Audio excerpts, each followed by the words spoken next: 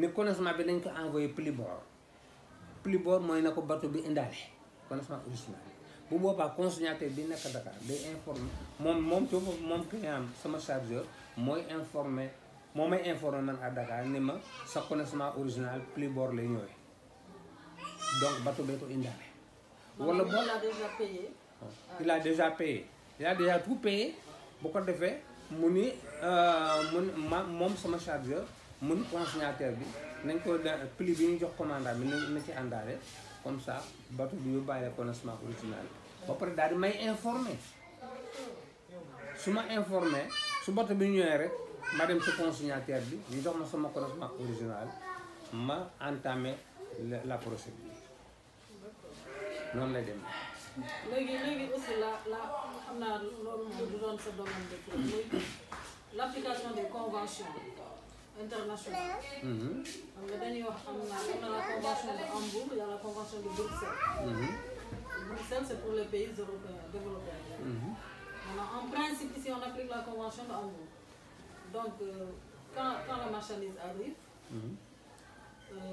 après l'avis d'arrivée, dañuy woo le réceptionnaire. ak gars jël la marchandise. mais n'empêche foofu xam naa ci litige lay doon.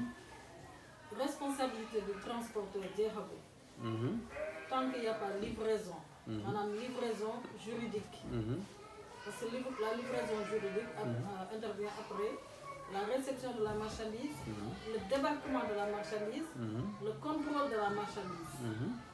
Et la signature par le réceptionnaire pour la responsabilité du transporteur. Mais vous êtes dans la convention de Bruxelles, la responsabilité s'arrête à l'appui d'arrivée. Leneen lu yàqooti rek moom yoonam nekk ci. maanaam bu xasee agsi wala le réceptionnaire ne ko je suis là, la marchandise elle est là. Il n'est pas responsable du débarquement. C'est-à-dire sa responsabilité s'arrête quand il y a avis d'arrivée. xam nga ñoom dañoo mën seen bopp ñoom bokkuñu ak ñoom. mais dans la convention de Hambourg, la responsabilité continue après le débarquement jusqu'au contrôle et jusqu'à la réception, c'est-à-dire l'acceptation par le réceptionnaire de la marchandise. Mais tant que loolu amul, la responsabilité du transporteur continue. pour en cas de litige ak yooyu. waaw pour litige xam naa damay dem kat rek. waaw. waaw loolu. waaw c'est-à-dire le problème des responsabilités dépend de l'opération, comment l'opération est traitée. Parce que ñun dañuy jàngal ni dans le cadre général, comme je le dis toujours. Par exemple, mais comme li nga wax nii ñun dañuy wax ne le connaissement est fait en 3 exemplaires kese lañu lay wax. Un pour le réceptionnaire, un pour le transporteur, un pour le chargeur. mais mosuñ ñoo wax ne quand le chargeur ne paye pas. doo xam sax ndax am na original am na copie. dañu naan rek en 3 exemplaires lañ koy def. mais original bi moom man fii laa ko déggee. Nous avons aussi que si le chargeur ne paye pas, le consommateur ne donne pas l'original. Oui, parce que le chargeur... Parce que quand on ne paye pas aussi... Xam nga sur la pratique. Il y a un connaissement pour dû, il y a un connaissement pour payer. Transport pour dû, maintenant pour dû, moi, le chargeur n'a pas payé. Pour payer, moi, et là, il faut savoir aussi ce qu'il a payé, parce qu'il y a le frais. Qui parfois est payé au départ, parfois est payé à destination. Là, l'homme moom dañ koy marqué sur le connaissement. Toujours dañ koy sur le connaissement, frais payables à Dakar. Ou bien frais prepaid, déjà payé. Frais payés au départ ou frais à destination. Kooku moom amul benn problème. Xam nga lan mooy faral di indi problème mooy les litiges yi mën a am te yooyu on situe les responsabilités. foofu nag mooy problème bi en droit. Qui est responsable de quoi? Gis nga léegi problème bi mooy admettons que tey jii connaissement bi sama conteneur chargeur bi sama chargeur emporté na chez lui. Consignataire bi au port de départ récupéré na le plein.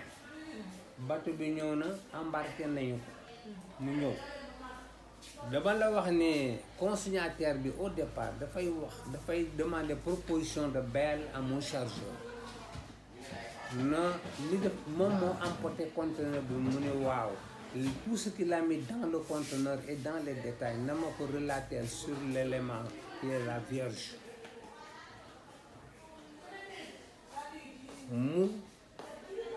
mu matérialiser tout ce qu'il a mis dans le conteneur, y compris le numéro du conteneur, le numéro du plan d'origine et tout. Après, chaque consignataire au départ doit remettre au propre le connaissement original. Le client. Wow. Connaissement original.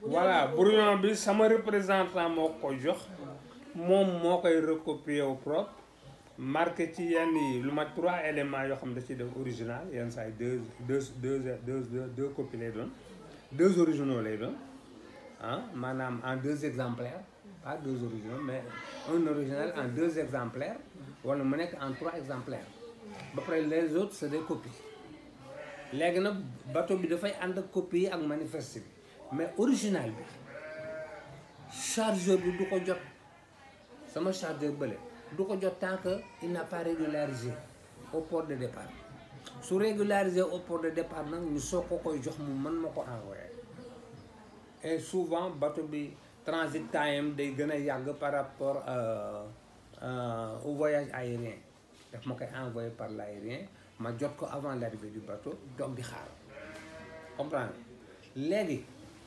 premier problème bi nga xam ne mën nañ ci xool mooy bu egsee man danaa ko xool connaissement bi agsi na jox naa kii bateau bi agsi na jox na ma connaissement original bi xool naa ko s'il y a des erreurs sur le connaissement xam nga connaissement bi c'est la carte d'identité du conteneur du conteneur plein parce que numéro conteneur baa ngi ci plan baa ngi ci yëpp a ngi ci mais aussi numéro conteneur parce que nature contenu bi ak nombre de colis nature poids et tout mu ngi ci donc su fekkee ne man dama importé woon 80 balles de tissu ah léegi connaissement bi ñu def ci 75 balles de tissu tout de suite dama naan consignataire bi ah problème am na fausse déclaration. waaw bu ko defee consignataire bi dafa mën naan ah adresse-toi à ton chargeur donc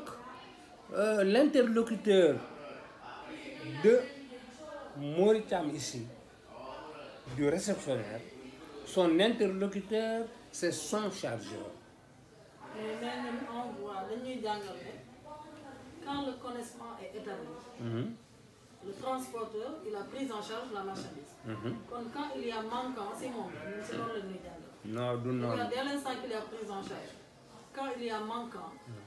parce que moom dañuy wax il devait vérifier et faire des réserves mooy réserve yi ngeen doon wax keroog. bàyyi ma moom dinaa si jàng si cours réserve yi moom.